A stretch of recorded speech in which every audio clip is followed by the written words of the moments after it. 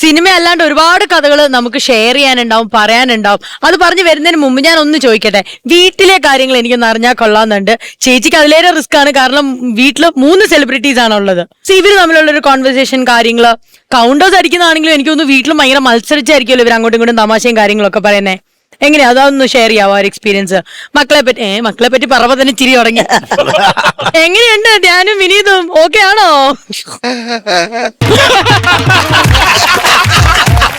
ചേട്ടാ ആ ചോദ്യത്തിന് അതെ. ചേട്ടാ ധ്യാനെ പറ്റി ആദ്യം പറയാം. ധ്യാനെ പറ്റി ഞാൻ 9th സ്റ്റാൻഡേർഡ് പഠിക്കുക, ആ മദ്രാസില്ല. ആ 9th സ്റ്റാൻഡേർഡ് പഠിക്കുമ്പോ ഒരു ദിവസം എന്നോട് താമസിക്കുന്ന ഫ്ലാറ്റിൽ വെച്ച് എന്റെ അടുത്ത് വന്ന് പറഞ്ഞു, അച്ഛാ ഒരു കാര്യം പറയാനുണ്ട്. ഞാൻ പറഞ്ഞു പറ. എന്റെ ക്ലാസ്സിൽ പഠിക്കുന്ന ഒരു പെൺകുട്ടിയെ ഞാൻ പ്രേമിക്കുന്നു. ധ്യാനെ കഴിഞ്ഞു അത് 8ാം ക്ലാസ്സിൽ ധ്യാൻ പഠിക്കുന്നു. അപ്പൊ ഞാൻ പറഞ്ഞു അതുകൊണ്ട് ആ കുട്ടിക്ക് അറിയാവുന്ന ചോദിച്ചു. അത് എന്താ അവരുടെ അഭിപ്രായത്തിൽ അവർക്ക് സമ്മതം എന്തിന് കല്യാണം കഴിക്കാൻ. പെണ്ണിന്റെ വീട്ടുകാർക്ക് റെഡിയാന്ന് കല്യാണം കഴിക്കാൻ, അവർക്ക് പെൺകുട്ടിക്ക്. ഞാൻ നല്ല കാര്യം നമുക്ക് നടത്തി കളിയാന്ന് പറഞ്ഞു. പിന്നെ ഒരു കാര്യം നീ ആലോചിക്കേണ്ടെന്ന് പറഞ്ഞു.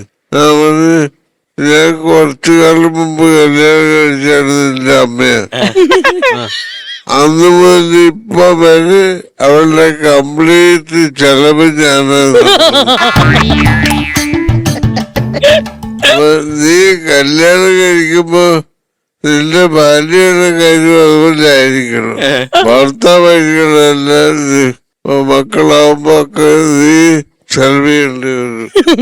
എന്റെ അടുത്ത് കാശ് വാങ്ങിയിട്ട് അവർക്ക് ചെലവിന് കൊടുക്കാതെ വിചാരിക്കണ്ട, അത് നടക്കൂല. അതുകൊണ്ട് അതിനുള്ള സെറ്റപ്പ് ഉണ്ടാക്കാം ആദ്യം. എന്നിട്ട് അതിന് ശേഷം നമുക്ക് കല്യാണത്തിന്റെ ആലോചിക്കുന്നതാണ് നല്ലത്. പിന്നെ എന്റെ അടുത്ത് വന്നില്ല. പിന്നെ ആ വഴി തിരിഞ്ഞ് നോക്കിയിട്ടില്ല ഞാൻ ചേട്ടാ, ആ വഴി ഓക്കെ ബായി പറഞ്ഞു പോയതാണ്. ആ വഴി പോയി.